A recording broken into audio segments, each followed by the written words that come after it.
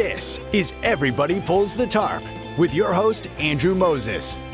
Each week, Andrew talks with Olympians, pro athletes, TV stars, Grammy winners, best-selling authors, CEOs, and other high performers to uncover their success secrets. My guest is Washington Commanders running back Austin Ekeler. Every day we write a page of our life. The best thing is you have the pen in your hand. Three-time Olympic gold medalist Tessa Virtue. Welcome back to Everybody Pulls the Tarp. Thanks for thinking of me, and I'm a big fan of the podcast and of yours. So anytime you text or call, I'm here. Mike Mills from REM. The key to that was realizing at some point fairly early on that this was probably our life's work. Every conversation is jam-packed with inspiration and actionable ideas. My guest is 2023 WNBA Coach of the Year, Stephanie White. The hardest thing for a coach is trying to prioritize how much time you put in one area or another. Former MLB player, coach, and manager Clint Hurdle. That is the best title of any podcast out there in America, and the content matches up to it. Andrew, you do a fantastic job. I'm a big fan. Keep up the great work. World-renowned organizing expert Shira Gill. You can improve your life simply by removing things. Get ready for a behind-the-scenes look at the techniques, processes, and mindsets powering the world's most successful people. Let's go.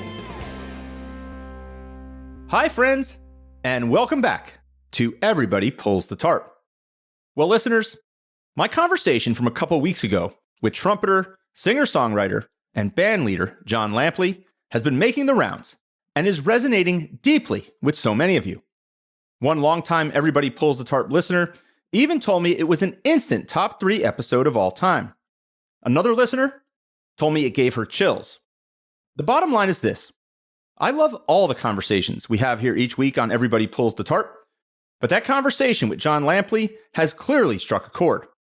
So be sure to check it out if you haven't listened already after you finish listening to today's episode. My conversation with Katie Rhone. Katie is the Senior Vice President of Hero and Employee Experience at KARE. KARE is an on-demand senior care platform that connects qualified caregivers and nurses with senior living communities. The company has become a leading solution in solving the labor shortage in senior care. As Katie describes, in a way, you can think of KARE as Uber for nurses. KARE's platform connects certified nursing assistants and nurses to open shifts at senior living communities. In her role, Katie has the extraordinary leadership responsibility over experience design and strategy for the more than 65,000 KARE caregivers and nurses serving patients. She also oversees KARE's internal organization as well as the people strategy and employee experience for its team members in the US and Guadalajara, Mexico. Katie joined KARE in 2022, bringing with her more than 20 years of experience in the HR talent and organizational development space. Her background spans a range of industries, including healthcare, biotech, and startups. As you will hear, so much of Katie's work at KARE is about building community, creating connection, and making sure that hero caregivers feel appreciated, empowered, and supported as they give their all to serve others. Think about it this way. Katie is the tarp puller, responsible for supporting the tarp pullers. In our conversation, we explore how Katie does it. Katie shares many of the ideas and frameworks she deploys to build an organization and workforce that feels connected, appreciated, well-recognized, and an incredible sense of belonging. The ideas Katie and I explore apply far beyond healthcare and are powerful ideas that everybody needs to hear. At its core, this conversation has the power to help all of us be better leaders and teammates and give us all the tools to make the places and communities we care about a little bit more connected. I hope you take away as much from this one as I have. Oh, and one more thing. This podcast is presented solely for educational and entertainment purposes. It is not intended to be a substitute for the advice of a physician, psychotherapist, or other qualified professional. So, let's pull the tarp and get straight to Katie Rhone. Where I want to begin, take me back to that moment just over 4 years ago when you decided that this challenge at KARE was the challenge that Katie Rhone was going to take on. I tell people all the time, when I joined KARE, I really had no idea what I was getting myself into at the time. This was a moment where I'd been in my career 20 years in the HR, talent development, organizational development space. And actually, I like to tell this story about KARE. So I first learned about KARE back in 2021. And I first learned about KARE because what KARE does, again, we connect CNAs and nurses to open shifts at senior living communities. So think kind of like Uber, but for nursing.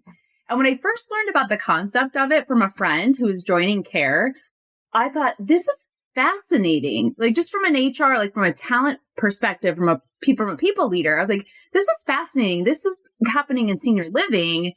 Well, can't this happen in a lot of other industries too, right? When you think about what's happening in our workforce. So I actually downloaded the app onto my phone in 2021. I am not a CNA. I am not a nurse. So I didn't get very far. So it sat on my phone for an entire year. And then I got a call from a friend of mine who's working there and said, hey, we are looking for someone who can be over our, so we call those CNAs and we call those nurses heroes. We're looking for someone who could be over their experience. I'd like you to talk to our CEO, Charles Turner, at the time. And so I had the conversation with him and I became fascinated and intrigued by not only the concept and what KARE was solving at the time, because then this was still during COVID as well, too. And when we started, we had 10,000 heroes on our platform, and that has grown exponentially over the years. And so it's been quite the wild ride that I've had a chance to be on. It does sound like an absolutely wild ride that we're going to get into and explore a lot. I am curious, Katie, though, but to go from having an app on your phone that you're kind of exploring to having a conversation with the CEO about joining the company and diving in to solve one of the biggest challenges that the company has, those are two very, very different things. What specifically did you find most compelling about this opportunity for your career in that moment? So I had always, particularly in my career, I started my career off in a consulting type of role where I got a chance to work with brands such as the Ritz-Carlton and Mercedes-Benz and large healthcare systems. I was in the consulting role doing talent consulting on a structured interview process. And then I moved into a practitioner role with inside organizations. And then what this took me to is, how do you connect with individuals through technology, right? That is powered by your phone. Think about all the things that we do on your phone. Think about, how many apps do you have on your phone, Andrew? Like, we have so many apps on our phone, right? And I don't even want to know. I know, I don't want to know either. But we have so many apps on our phones. And this is a way. So what I found so fascinating about what KARE was doing is that KARE was created for those individuals, our heroes.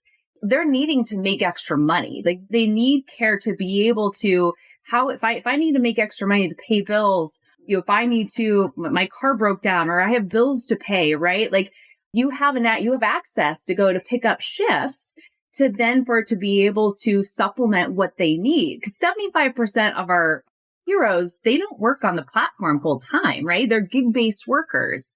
And so for me at that moment, it was this, okay, like it was a completely different way to look at how do you grow and take care of and think about the experience of what is now, we have 65,000 heroes across 38 states all over the country. How do you connect them to a brand and to an organization through technology? And that for me at that moment was like, wow, this is something I don't know if I'll ever get the opportunity to do again. It's an incredible opportunity. And I'm curious, at this point, is there data, is there science that says that individuals who feel more connected to a brand or feel more connected to a community are more likely to go above and beyond to serve their stakeholders? Is that part of the equation? Yeah, so that is definitely a part of, I think ultimately what you do try to create is a part of an experience, right? Once you have, I don't know if you've heard of, for example, like a net promoter score. Have you heard of that before? Right? Yes. Yeah. So, when you think about, you have from a group of individuals, you ask them, how likely is it that you would recommend is it KARE, whatever organization it is, to your friends and family. Well, what we know is the people that say they answer a 9 or a 10, they are your promoters. They are out there actively promoting your brand. They're saying, hey girl, like you got to go get on KARE. They are the ones that are wearing, our company colors are bright, obnoxious orange. They're the ones that are wearing orange, right? So those promoters are the ones that are also, again, they're telling others, they feel this pride as well too. And like the work I am doing is like, I am proud to be a KARE hero. Now, in order for someone to be a promoter and to say like, hey, I'm going to rate you a 9 or a 10, there's a lot of things that have to get there to be that way. And then you kind of have this passive group, right? The 7s or the 8s. Then you have your folks that are not out there promoting your brand. We call them your detractors. So I think that's definitely a way for a lot of brands to think about and to look at. And there's actually a score that you can get from -100 to +100 on the NPS scale that tells you how many brand promoters that you have. And so that's been something that we use for our own internal like heroes and metrics for our net promoter score. One of the things, Katie, that I would imagine is particularly rewarding about the work that you do, that not only are you connecting people, but you're connecting people that are just based upon what they do, people who are helping other people, who are pouring their heart and soul into caring for other people, and who are serving a population that's critically important that we serve. We know there's resource shortages and all kinds of constraints in the senior living community, and that's a constituency that there are a lot of challenges in making sure that these senior living homes are resourced. These are people that by nature go above and beyond. To me, people that I can imagine are living the everybody pulls the tarp mindset. As you know, every week I talk about this everybody pulls the tarp idea here on this podcast. This is an idea that has been ingrained in me since early on in my career when I interned for a minor league baseball team. And I went into that summer internship expecting to spend 99% of my time in an office learning the business of sports. And quickly I realized, because there were resource constraints in minor league baseball, I was pitching in all over the place. But it wasn't just me. It was everybody, the general manager, the CEO, the chief financial officer, the head of marketing, the head of ticketing. We were pulling the tarp with the grounds crew. I was dressing as the mascot for a week when the mascot went away, inflating moon bounces, driving players to the airport, cleaning up debris in center field, selling merchandise in the stands. I was doing it all, Katie. And I would imagine that there are people in senior living homes and senior living centers all over the country that are pulling the tarp in their own way, doing things that are far outside of what people might expect. And I would imagine, Katie, that just being kind of at the center of making those people feel more connected and feel more empowered has to be especially rewarding. Yeah, absolutely. Yeah. When I think about pulling the tarp, this is an industry that is full of tarp pullers, right? Because when you have a senior living community facility that has residents that need cared for, and that is ultimately what KARE is doing, is to helping to bring in individuals to help to take care of those individuals. And it's something that, I mean, I'm not going to say that it's very hard work. It is, while most individuals that get into this, right, they have always had this intrinsic need, and it's almost been like a calling for them to care for seniors or to care for other people. And it is it's difficult at times, the things that they face and the things that they have to go through. So one of the things that has been really rewarding for me and my role is to be able to give a sense of community amongst our heroes, so nurses and CNAs, who very oftentimes they're going in and they're doing their work within their communities, and they don't always get the chance to be connected to each other as professionals, because that's unfortunately something. And instead of using the word workforce, we like to use the term care force, not with a K like care, but like a C, like the C care, because they are the individuals that are caring for our seniors. And so, but the care force, oftentimes, they don't necessarily always have the support and the resources, and they're kind of this really silent workforce in our country. And so what we've been able to do at KARE is unite them around being a care hero, being a part of our brand. And then being able to bring people together physically across the country. We did these Hero Love Journey events where we would host an event like in Chicago or in Atlanta or Houston or wherever. And we would invite individuals in together. And I can't tell you, Andrew, how many people are like, I've never had a chance to meet other CNAs and nurses in my city. It was this longing for community. Like, I need someone else who can understand me and understand what I'm going through every day, because I'm showing up for residents. But who do I have that can help show up for me? It's incredible to think about, Katie, because, I mean, like you described, your care force, they're doing extraordinary work, selfless work that is caring for others. They're working in situations that are incredibly challenging, incredibly emotional, can be very, very draining, both physically and mentally.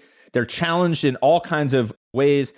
And we know that because of the resource constraints, because of the staffing shortages in a lot of these senior living homes, they're being pushed to limits that are probably unimaginable to many people, doing tasks on a daily basis that I think are probably hard for many people to even comprehend what these folks are doing on a daily basis. So your ability to be a connecting force for them is so profound and so powerful in my view. I'm curious, I mean, you mentioned that story moments ago where someone or a group of people said to you, hey, we've never been connected like this before. Yeah.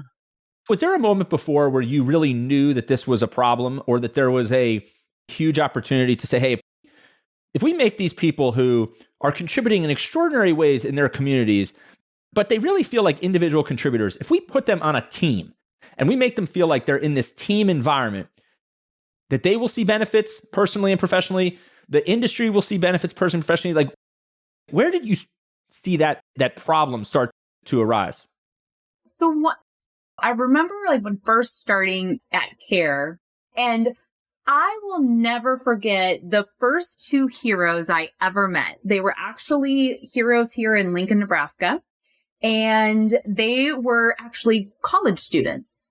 And they were college students, and when I had the chance to meet them, I think this was my second weekend at KARE, and getting a chance to meet them, and they were going to nursing school, but they were working as CNAs, and they were on the KARE platform. And when I started to see that they were, okay, so these two knew each other. They knew each other from school, and they became KARE heroes. And then I got a chance to then meet two more of their friends together.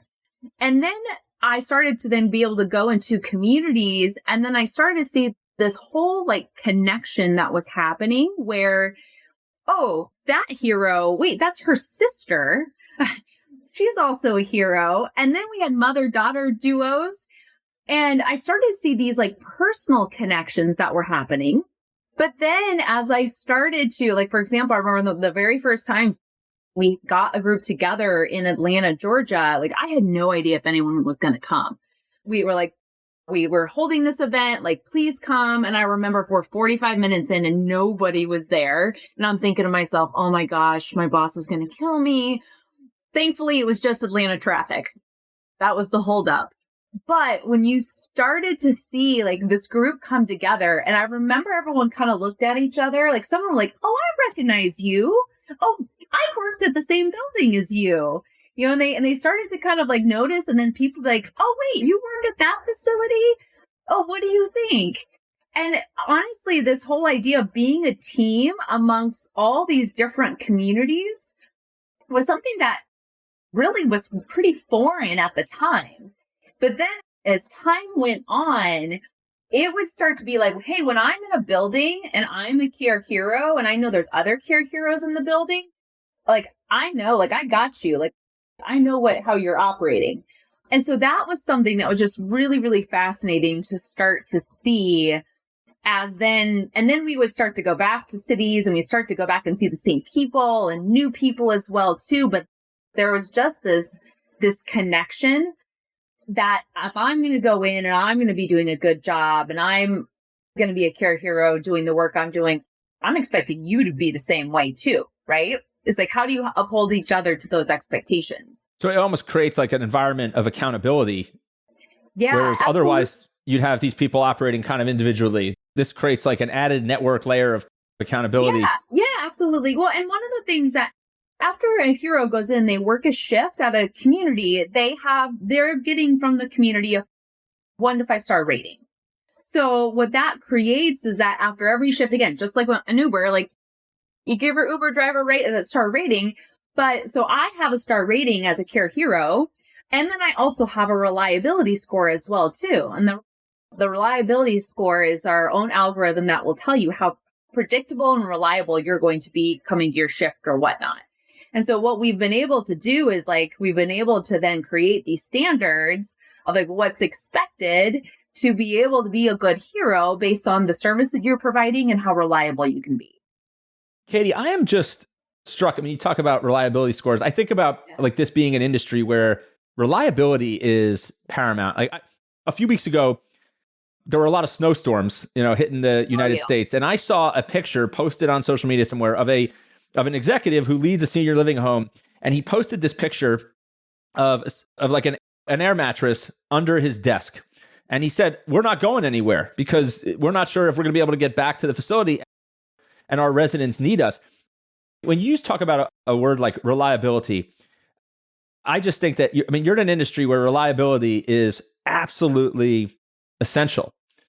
Yeah, it really is. I mean, that's ultimately why, for example, let's say that this reliability score was created. It was created based on the behaviors that we know of how someone, for example, how responsive they are to picking up a shift and checking in, letting the facility know that they hit ready to go, that they're coming, that they show up on time, they go through their whole shift, right?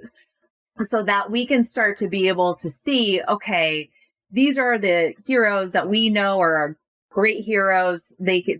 Communities can be reliable to them because this is an industry where you have call-offs, you have no-shows, and then that leaves everyone not in a good spot. And so that's definitely something that is paramount and that we want to hold people accountable for. All right, everyone. We'll get back to the conversation momentarily. But first, I want to tell you about my free weekly email newsletter, Tarp Pullers. Each week, I share an uplifting and inspirational tarp pulling story that is sure to brighten your day. And I also highlight some of the most powerful ideas I've learned on my journey talking to 200 and counting of the world's top performers. The newsletter is short, concise, and a reader recently told me this. She said it makes her day every time it hits her inbox. Go to everybodypullsthetarp.com/newsletter to sign up today. Katie, when I was thinking about having this conversation today, one of the things that I was thinking about is if we broaden it from simply the senior living healthcare system and we think about community and connection in a broader context, there are countless people listening right now who are part of different communities and they're connected to different things. And they're trying to bring groups of individuals together to unite them more as a team or to create more engagement in something that they're working on. And I think there's probably a lot of lessons from the work that you do in growing this care community over the last 4+ years from 10,000 heroes to 65,000, making them more engaged, more accountable than they've ever been, that all of us can learn about connection and community. So I'm curious, let's start with appreciation. I think one of the big things about community and connection is that people have to feel appreciated. What have you learned through all of the work that you've done about some of the key ingredients to making people feel appreciated, no matter what they're doing? First off, it's just making the effort to make the appreciation. I cannot tell you how many countless caregivers and nurses that we have had and we've reached out to and we've said, thank you for the work that you do. They're no one tells me thank you, right? It's one of those things that is so, I don't know. I say it's something that's simple, but not easy. Yeah. Simple, but not easy. How do you think about it right in the moment? To recognize people and whether it's a handwritten card, just saying thank you, whether it's hey, I appreciate you today. Thank you so much. Even just saying, I appreciate you, right? That is a really strong statement. And so whether that's you're doing it through some formal recognition, program and there's awards and all of that, or whether that is just asking people what is it that you need right now too? It makes a really, really big difference. So one of my takeaways from this conversation is no doubt going to be this idea that we just have to show appreciation more. And it's sometimes the simplest things that we can do, just saying thank you, telling someone, hey, I appreciate you, sending a text to let them know that you really appreciated the way that they contributed to something or the way that they showed up. Or better yet, instead of sending a text, making a phone call, which I think is even rarer today, or sending a handwritten note as you described. Little things that are relatively simple, but often not easy and certainly not done enough to show appreciation. I hope everyone out there today, if nothing else comes of our conversation today, and I'm sure, Katie, there's so much that I'm taking away from this discussion, but if nothing else comes from our conversation, I hope that there's a lot of people listening who reach out and tell someone in their lives or in their community that they appreciate something about them or something that they're doing. I think that's just such an important takeaway. What are some other things that we can do in addition to showing people, just saying thank you and telling them that we appreciate them, to show them that they're cared for and that we believe in them? Talk about that for a moment. One of the things I think is really, really important, one of the things that really drew me at first to KARE, if you go look at any of our website, any of our branding, everything are real people with real heroes, like real individuals. And that is something that I think if you're trying to build a community, you have to spend time with the people that you're trying to build your community with. And really getting in and trying to take the time to understand, not just beyond just their persona, but like who they are as individuals. And oftentimes it's sitting down and having conversations like with those individuals. And that's been something that I've been really proud of what our organization, I think, has really done over the last several years is, sure, one of the things that we have an opportunity to do research, I can send out a text message to 65,000 heroes at once. And we do a lot of industry research on like, what are your wants? What are your needs as a caregiver, as a nurse?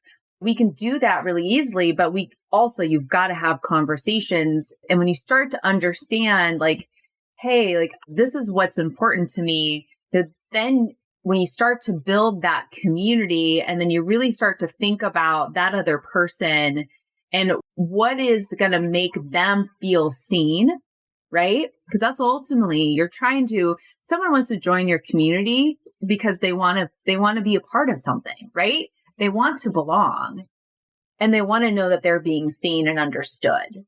And I think that is the most important thing to making a community stick. Katie, do you recall a moment or a particular conversation that you had with a member of the KARE force, one of the heroes, whether it was formal or informal, one of these kind of listening sessions, one of these conversations where you walked away with either a story that they shared or an idea or perspective that they put forth that you said, like, this is really going to like change how I think about things, or this is going to force us to change our trajectory in a certain way. Talk about that for a moment. Oh boy, there's so many conversations that I've had. There's a couple that stand out to me. I remember I was in Tampa and I was talking to a CNA. She was a hero of ours. And I talk about, right, we had these events, and this was actually an event that not a lot of people showed up to, right? You don't always have huge successes. But the conversation I got to have with this hero, I remember her telling me how during COVID, she really struggled during COVID. She lost her job. She ended up having to move in with her parents. She was on the brink of, she was having depression. She was having problems with employment. And she said, I found out about you guys and the KARE app. And she goes, honestly, I became a hero. And then I was able to start working again. And then I got a full-time job. And she said, Katie, you guys saved my life. Oh. It was one of those things where you start to think about like the magnitude of when you're trying to build something for someone else, right? And that's just one example. Like I could tell you so many others where people say, I was able to buy my daughter a car based on the shifts I was able to work, or I was able to send my kids to college, right, because of this. So there's very much those types of moments where you're like, okay, like we're playing a part in people's lives.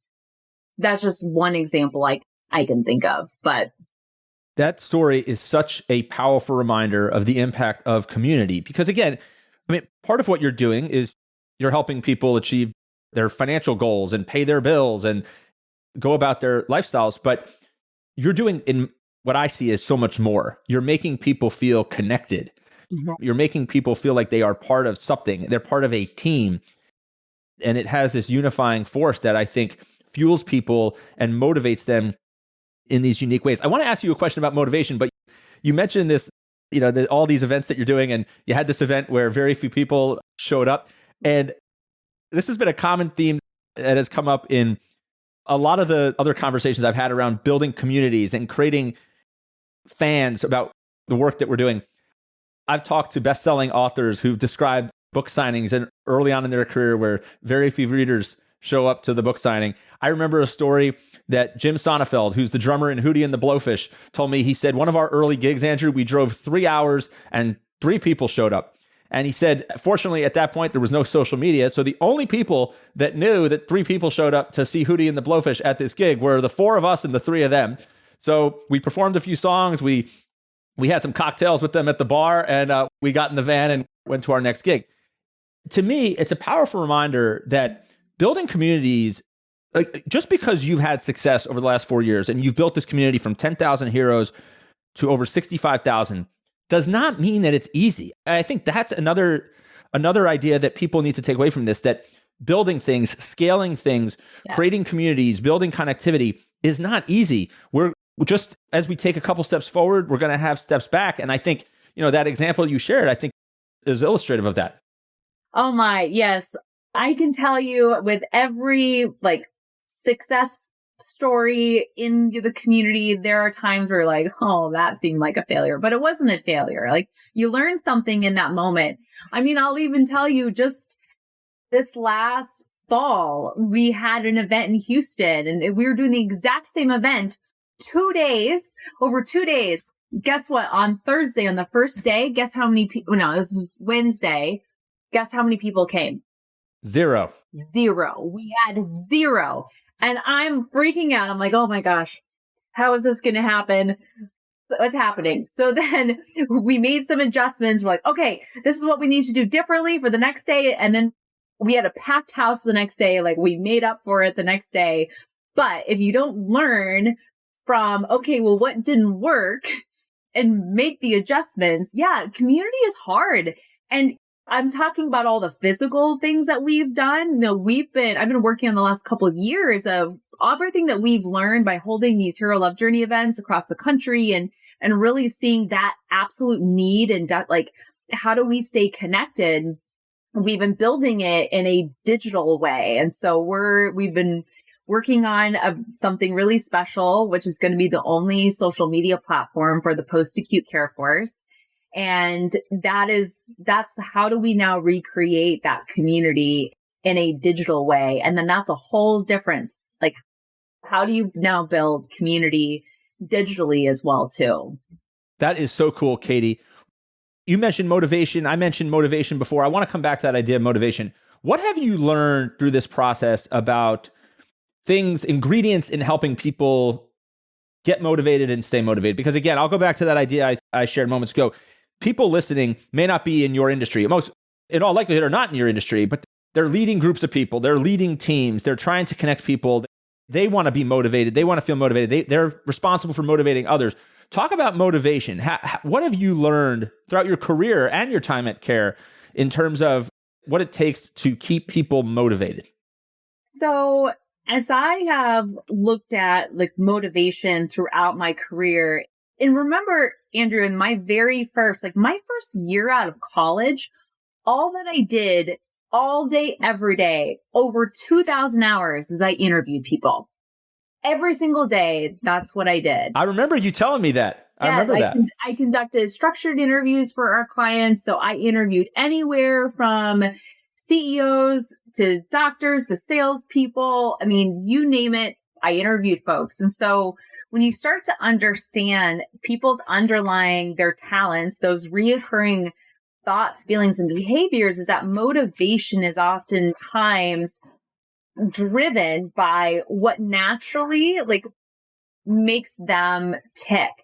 So if I'm motivated to do this particular thing, well, as I think about as a leader, what makes one team member motivated to perform is going to be different than what makes the other person motivated to perform. So I think it's really important for us as leaders, and as we look at the motivation of our team members, is to really understand their individual themes, right? Like, what's that motivation? And also, I think ultimately, how can you keep them connected to the overall mission of the organization?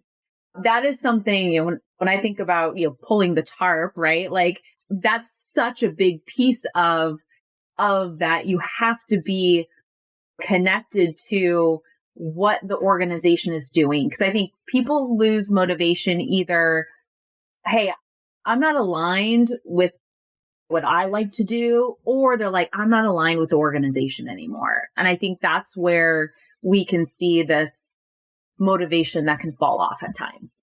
So it's really about understanding that every group of people is really an individual, and each individual has different motivations and is driven by different things. And it's imperative for us as leaders to get to know those kind of wants and needs and those motivations and tailor our approach and frameworks to work for each individual.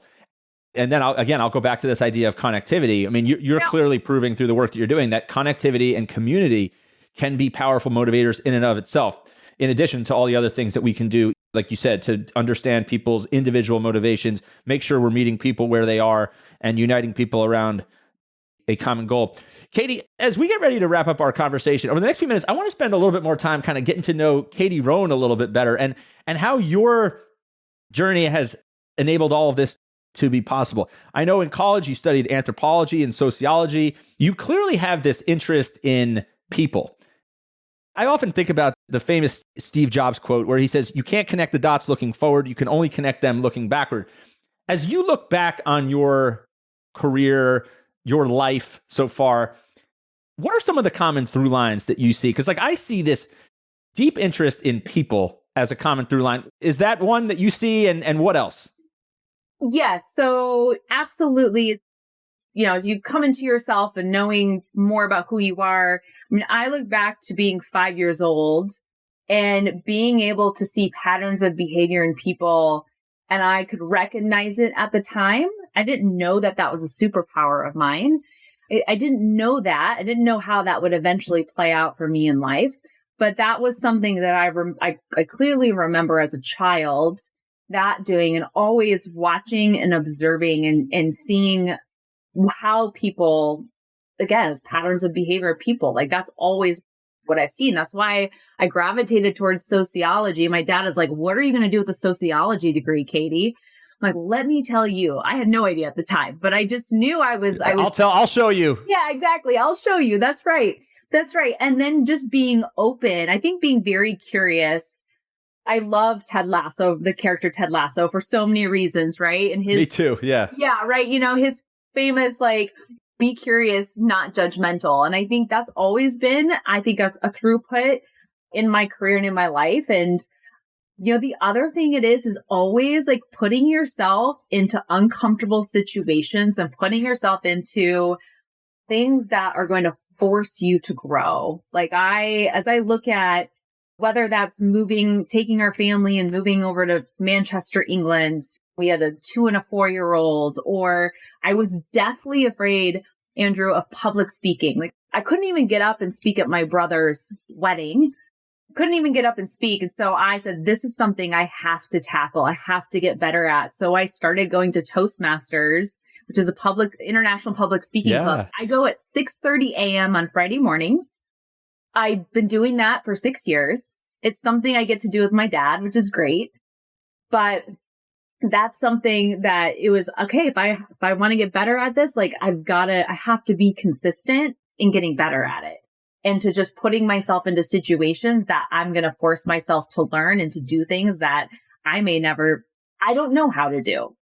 That is so awesome. 6:30 in the morning, going to Toastmasters Club, and you're doing it with your father, which is a lot of fun. Which is awesome. Yeah. Katie, I'm curious. You mentioned, I'm struck by this idea that at 5 years old, you felt like you had this incredible ability to like see patterns in people and in human beings. Tell me more about that. Yeah.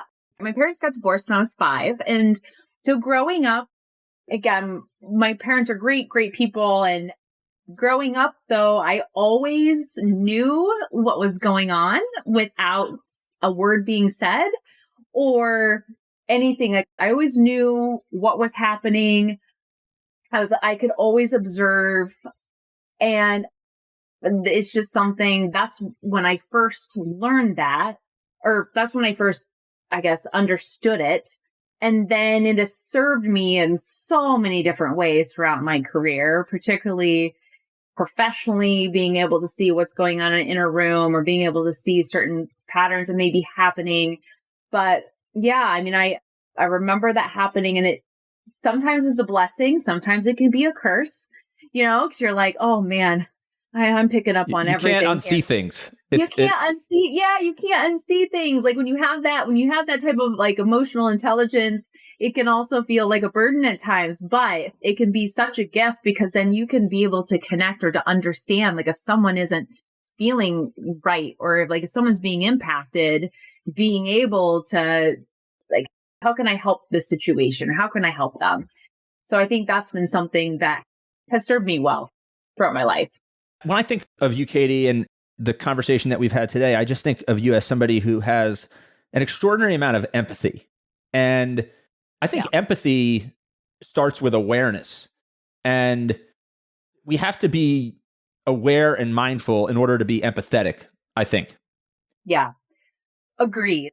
Empathy starts right with, first you have to be able to see, like you have to be able to see what's in front of you. But then not only be able to see, but then be also then to be aware of then what is happening, how someone else may be feeling at that time. And I'll say that empathy has been probably a cornerstone in my leadership. It has also been something that I know is something I've had to grow. Like, how do you manage empathy as a leader, right? It's like, I can't be worried about hurting people's feelings. You still have to hold people accountable to things, but you can do it in a kind and thoughtful and empathetic way. And that's been something that has definitely been something that I've had to learn, really, like how to use that in a much more in a high performing way. You talked about it there. I mean, that's a great example of an area where you described professional growth, something that you've been intentional about. I am curious, in what other ways do you feel like you've grown professionally over the course of your career, from the time that you're enrolling in that sociology program, much to your father's chagrin, and then starting to interview hundreds and hundreds of people in your first job out of college to now? What are some of the most meaningful ways that you feel like you've grown professionally? Oh gosh, I would say that it is what has helped me the most is putting myself, again, I think about putting myself and doing things in new situations that I don't know a whole lot about. For example, like I have just spent last 2 years building a product like from the ground up. If you were to talk to me back in my early years, I would have never told you that. Guess what? I've been a product manager, I've been a product owner, build something from the ground up, done user stories, building technology. I would have even told you 4 years ago that's something I would have done. But it's being willing to lean into things that, again, I may not understand now or yet, but you're willing to learn. And so that's been something that has been really valuable for me in helping to grow professionally. Katie, you are extraordinary. What you're doing is incredible. And I am just struck by this idea that, you are connecting some of the most important people in our communities. People who are serving others, people who are living the everybody pulls a tarp mindset in their work and in their lives. And you're bringing all the tarp pullers together. You're like the head of this amazing grounds crew to continue the everybody pulls the tarp story, right? I mean, when you think about the work that you do, what it's led to, growth of from 10,000 heroes to 65,000 plus on the platform over the last 4 years, what that's bringing to communities across the United States is absolutely remarkable. And I can't help but think about one of the reasons why you're having so much success in this endeavor is that you walk the walk. I mean, everything that you've just described is you stepping out of your comfort zone, leading by example, listening before speaking, doing all of these things, as a leader that I think are so critical, not only to our success as a leader, but just critical to being a good human who people want to be around, who people want to lead them into new initiatives and things like that. And I'm just so struck by the extraordinary work that you're doing, but how you're doing it. You are doing it by living the everybody pulls the tarp mindset. It's remarkable, the work that you're doing, Katie.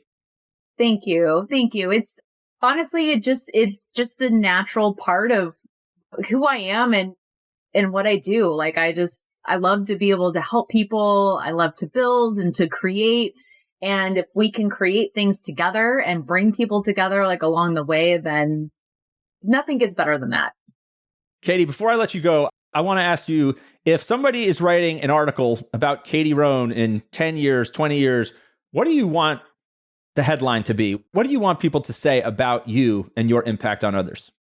I think at the end of the day, I want people to be able to feel seen and understood and have other people around them. And how we can achieve that can be achieved in lots of different ways. But we have too many people in this country that are alone, that don't feel that sense, right? That don't feel that sense of community. So that's like ultimately when I think about the type of, say, legacy headline I want to leave with, is building a place where people can feel seen. Katie, well, you are well on your way. There is no question in my mind that you are a tarp puller, certified member of the Everybody Pulls a Tarp family forever. You are doing extraordinary work. I'm so struck by not only what you accomplish, but the way you go about it, how thoughtful you are and aware you are of everything that you're doing. And we talked about empathy, how much care, no pun intended, how much care you put into everything that you do. It's remarkable. Thank you for being a member of the Everybody Pulls the Tarp family. Thank you for all that you do. Thank you for spending a little bit of time with me this week. All right, Katie? Oh my gosh. Thank you so much. I'm so happy to be on here, and I'm glad that I get a chance to officially be a part of the club. Katie, forever a part of the Everybody Pulls the Tarp family. We'll talk again soon, all right? Thank you for joining me this week. Be sure to subscribe in your favorite podcast app so you can catch all of our upcoming episodes. And if you are like me and want a world full of tarp pullers, then leave a review to help others find us. You can also follow me on Instagram at AndrewMoses123 and sign up for my email newsletter at everybodypullsthetarp.com/newsletter. I'll share tips and insights to help you achieve maximum success and happiness. Until next time, keep pulling the tarp.